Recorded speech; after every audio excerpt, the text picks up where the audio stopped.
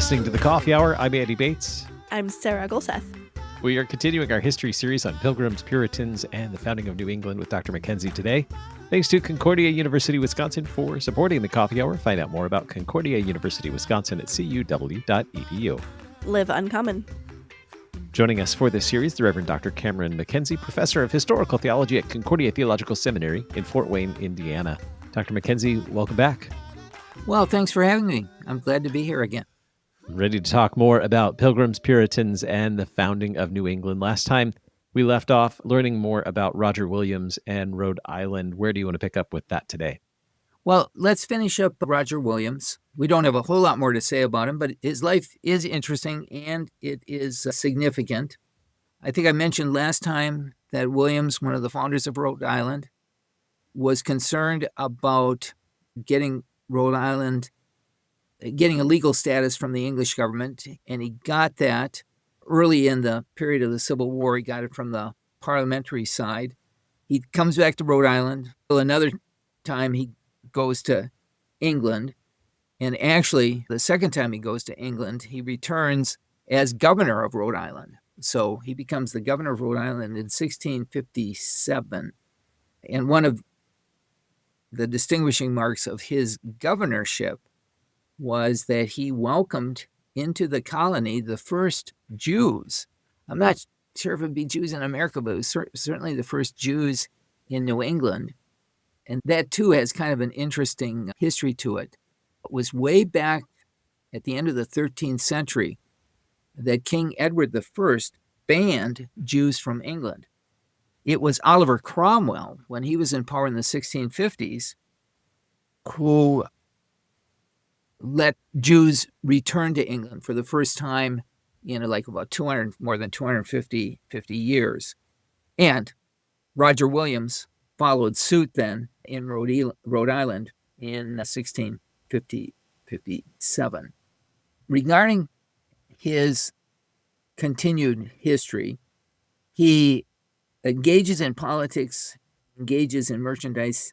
He really is no longer a clergyman. In 1672, some Quakers came to Rhode Island, and although Williams debated them publicly and dismissed their ideas, nonetheless, he thought that Jews and Quakers, as well as other religious dissidents, should be permitted to live in peace in Rhode Island.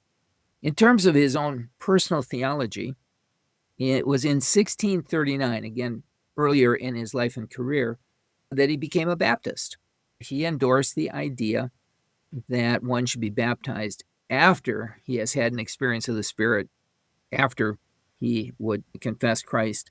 So he, like many of his contemporaries, he rejects baptism as a real means of grace. But for him, all the Old Testament stuff is irrelevant to New Testament stuff. And that meant he rejected circumcision as somehow kind of a precursor to baptism. So it was in 1639 that he became a Baptist. And during that year, he joined with about a dozen others in establishing the first Baptist church in America. The first Baptist church in America is one of the founders of that. However, a few months later, Williams withdrew from even that church and announced to his fellow Christians that he was a seeker. And what do you mean by that? Well, he had not yet discovered a true church. Now, if you were tracking with me last time, you saw how uncomfortable he was with all the other churches, so it's no surprise that he was uncomfortable now with the Baptists and finally gave up on really finding any church that could satisfy him. So he left the ministry, denied the legitimacy of all the established churches. He believed that in the corruption of the Middle Ages, the church had lost its authority. He wrote, "God's people are now in the gospel brought into a spiritual land of Canaan. Therefore, an enforced, settled maintenance is not suitable to the gospel as it was to the ministry of priests and Levites under the law." So as far as Williams was concerned, restoration of the true church could only occur by a mighty interposition of God, and that brings him to like millennial thoughts about God restoring everything when Christ comes back. So he rejected the relevance of the Old Testament to Christian life and society. With the coming of Christ, all Old Testament forms, ceremonies, institutions were abrogated.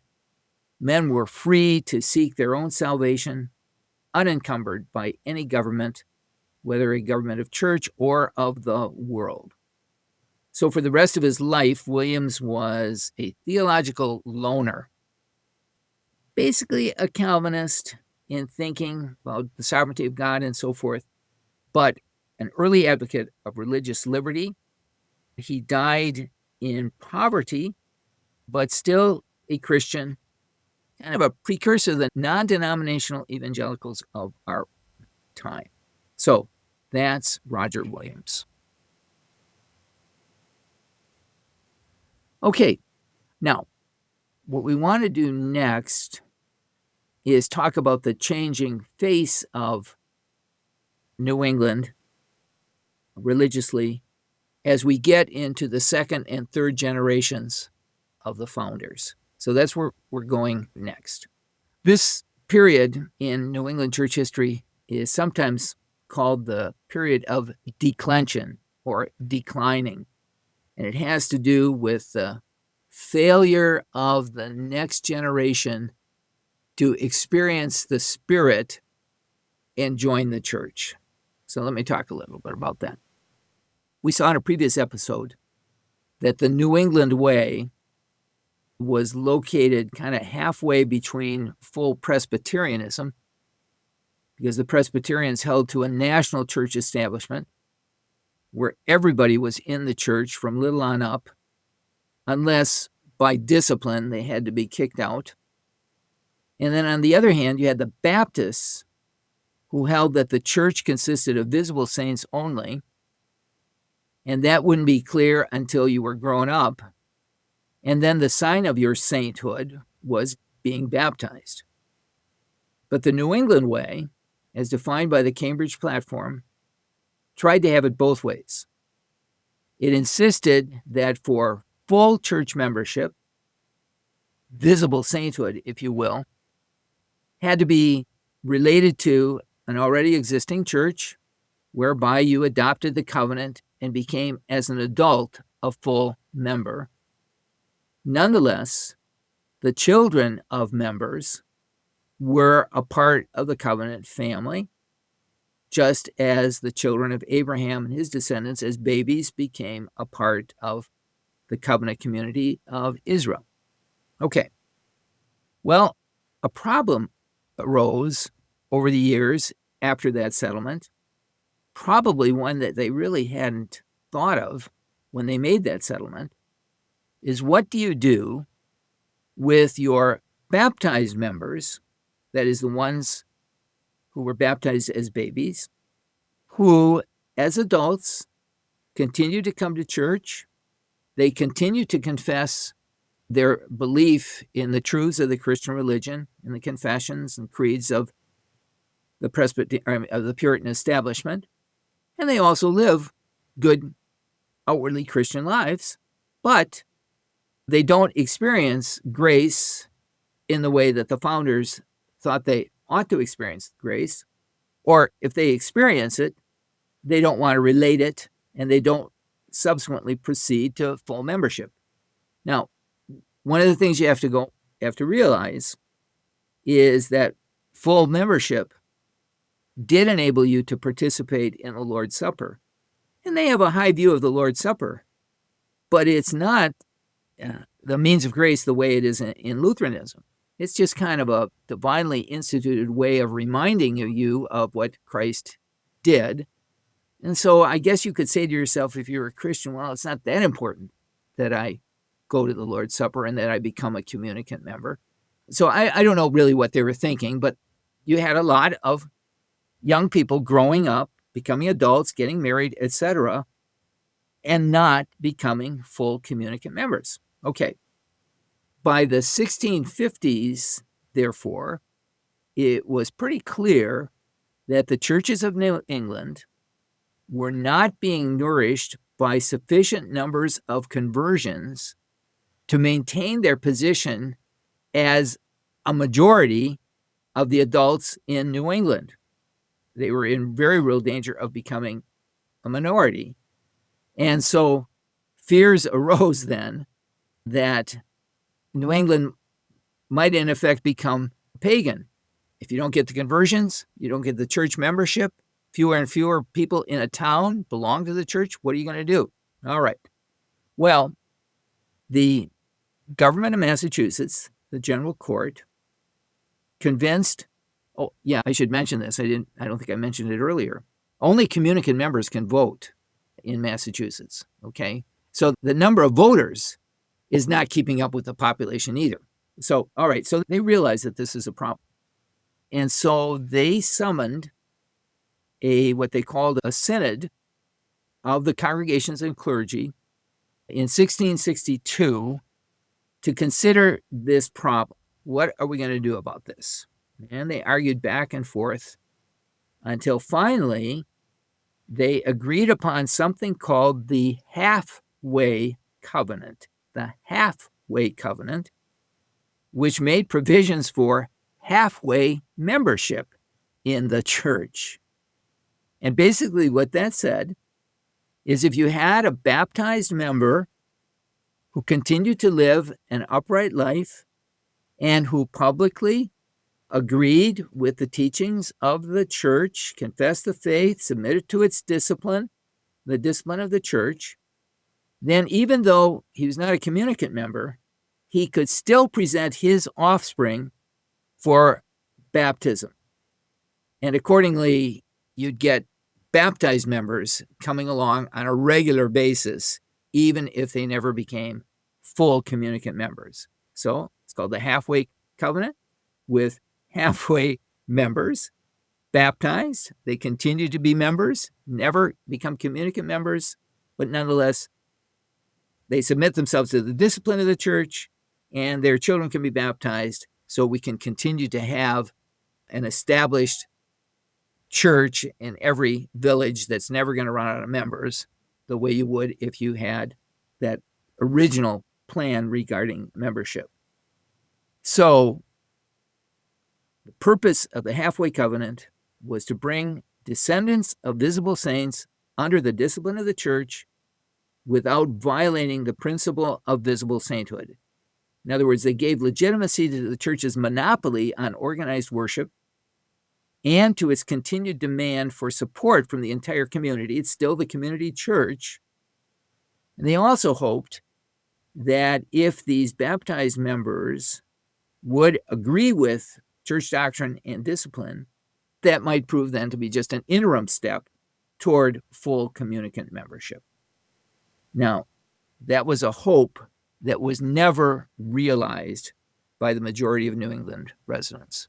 So we've got this official church, lots of halfway members, and only a minority of communicant members.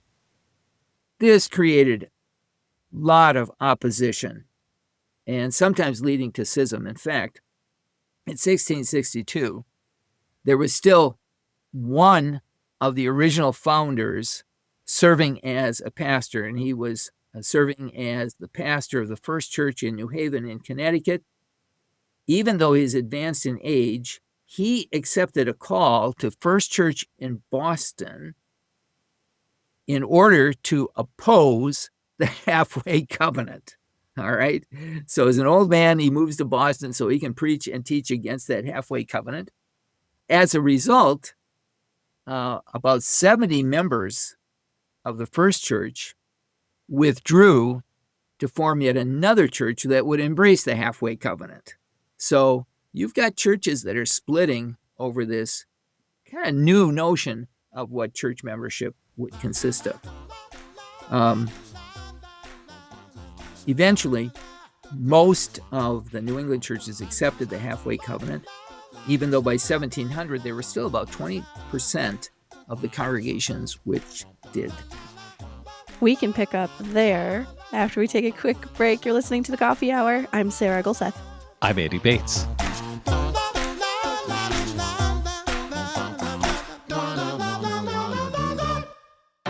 At Concordia University, Wisconsin, we believe you were created for a reason: to use your God-given gifts to help others, to live a life of self-sacrifice in a me-first world, to live a life that's uncommon. Whether you're taking one of 50-plus online programs or learning with us in person on the shores of Lake Michigan, you'll be equipped to make an uncommon impact. Learn more at cuw.edu. Concordia University, Wisconsin. Live uncommon. Welcome back to the Coffee Hour. I'm Sarah Golseth. I'm Andy Bates. We're talking with the Reverend Dr. Cameron MacKenzie, Professor of Historical Theology at Concordia Theological Seminary in Fort Wayne, Indiana, on the history of Pilgrims, Puritans, and the founding of New England. And before we went to break, we were talking about the Halfway Covenant and the drama that ensued between different churches and people for and against this Halfway Covenant. Where are we going with this story now? Well, we're going to talk more about the decline in kind of that first generation enthusiasm and spirit for creating the perfect church in New England. I just want to mention here, though, that this move had kind of long-range significance in that the Congregationalist churches remained the established religions of both Massachusetts and Connecticut well into the 19th century. And sometimes we forget that the First Amendment, which guarantees religious liberty, did not actually apply to the states. And Massachusetts and Connecticut continued to recognize the congregational churches as the official religion of their states well into the period of the American nation. But that wouldn't have happened without the Halfway Covenant. The Halfway Covenant kind of saves these churches for continuing on as the legitimate church of the colony. Now, by the time we get to the second generation, once again, things in England have changed. The period of the Civil War and the attempt at having a republic in England instead of a monarchy fails by 1660, and accordingly, the monarchy is restored. And that means the Church of England is going to be restored, the Book of Common Prayer is going to be restored, and you're going to continue to have kind of religious controversy in England under the newly restored monarchy. And that's going to have implications for New England as well. So the adoption of the Halfway Covenant does not take care of all New England's religious ills. The restoration of Charles II leads to a reassertion of royal authority, and that means regulation of trade involving New England, which New England merchants don't like.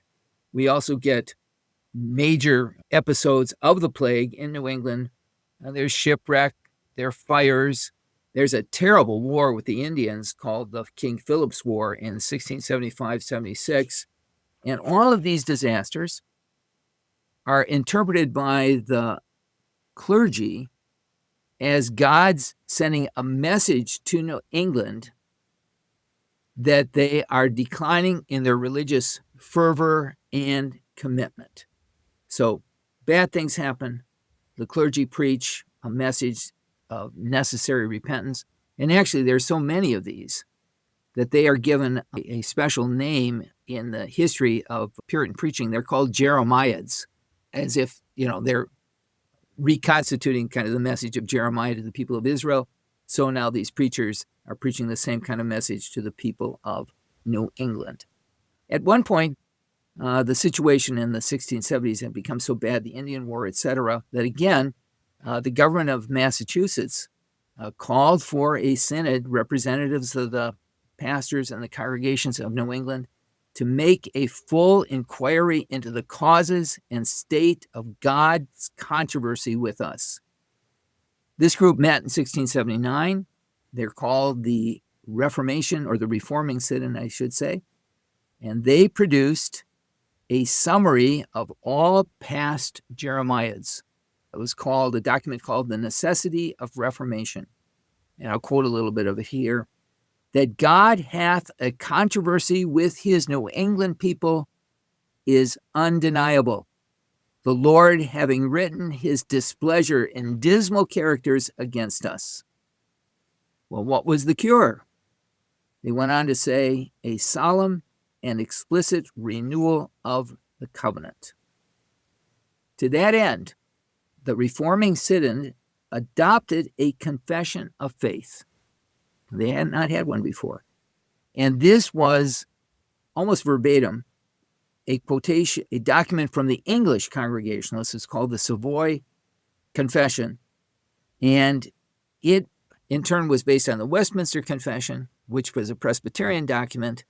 But this one edits the Westminster Confession to make room for Congregationalist polity. And it went on to deny to the magistrate the right to interfere with the free exercise of conscientious religious convictions.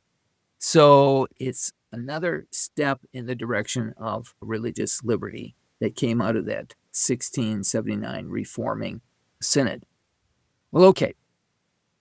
New England is experiencing this declension as well as the new reality that's going on in Old England.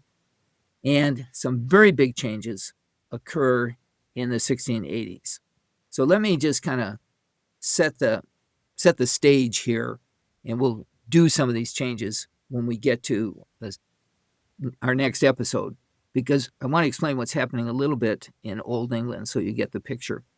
Charles II, who's the son of Charles I, becomes King of England in 1660, and he reigns until 1685.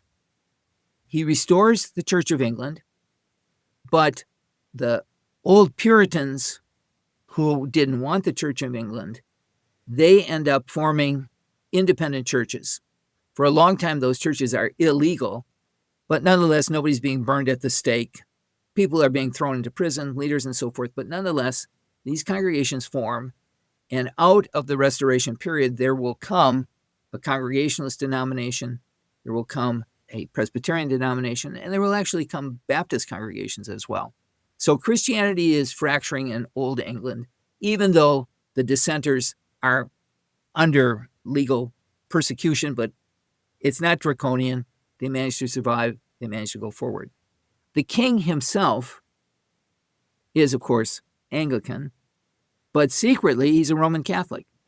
He has agreed with his cousin, Louis XIV, that he will conduct a foreign policy that's in the interests of France, and when the time is right, he will take steps to bring back Roman Catholicism into England.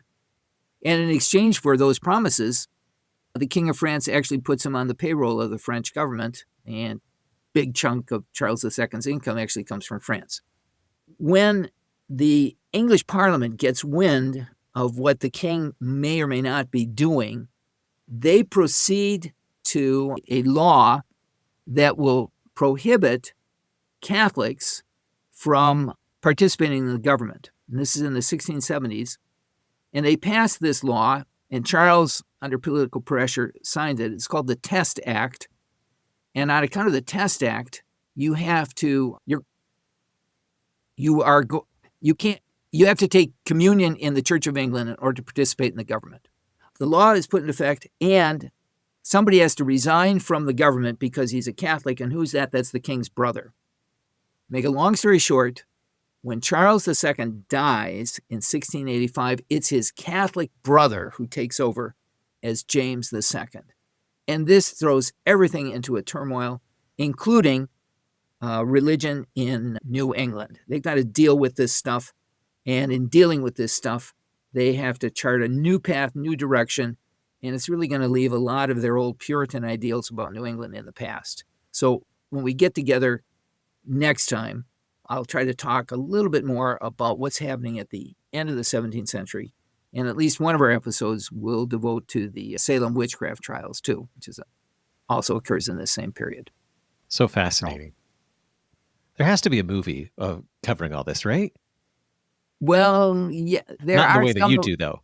Yeah, there are some movies. I mean, well, Nathaniel Hawthorne's Scarlet Letter is based on this. And Hawthorne is very anti-Puritan, but nonetheless, it's a great novel. So I'm sure there are movies of that, and there are movies about Oliver Cromwell. And there are some about the Salem witch trials. At least there's a famous play about it. But anyway, it's been worked up. Sure. Oh, so much more to learn next time as well. Dr. MacKenzie, thanks so much for joining us today.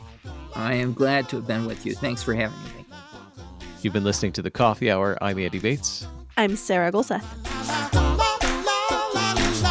The Coffee Hour with Andy and Sarah is a production of KFUO. To support the Coffee Hour and KFUO Radio, visit kfuo.org. You can also text KFUO to 41444 or send an email to gifts@kfuo.org. And you can call us at 800-844-0524. KFUO. Christ for you, anytime, anywhere.